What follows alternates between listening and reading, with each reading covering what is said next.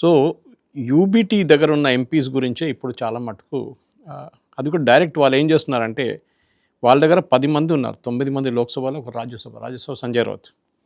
దాంట్లో 6 వెళ్ళిపోతున్నారని ఒక న్యూస్ వస్తుంది. అది చూడాలి మనం ఎట్లా జరుగుతుంది, ఏం జరుగుతుంది. కానీ ఇప్పుడున్న పరిస్థితుల్లో ఈ ఎంపీస్ని ఢిల్లీలో ఉన్నారు, ఫోన్ స్విచ్ ఆఫ్ చేసి ఉంది, వీళ్ళని ఎవరు కనిపించట్లేదని చెప్పి న్యూస్ వస్తుంది అన్నమాట. నేను అదే చూస్తున్నాను, లేటెస్ట్ అప్డేట్ ఏమైనా ఉందా అని చూస్తున్నాను. అంటే వీళ్ళకి భయం ఏంటంటే దీని తర్వాత వెస్ట్ బెంగాల్లో జరిగిన తర్వాత ఇక్కడ కూడా అదే జరుగుతుందేమో అని ఒక భయం ఉంది వీళ్ళకి. అదే బహుశా ఆ భయంతోనే ఉద్ధవ్ ఠాక్రే వాళ్ళ ఎంపీని కలవడానికి ఆయన కూడా ఢిల్లీకి వెళ్తున్నారని చెప్తున్నారు. సంజయ్ రావుత్ ఆల్రెడీ అక్కడ ఉన్నారు.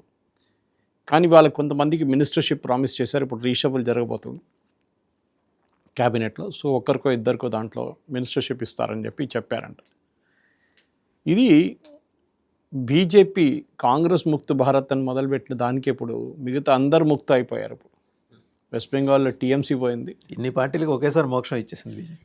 ఇక్కడ కర్ణాటకలో జేడీఎస్ని ఎప్పుడో కంప్లీట్ చేసేసారు.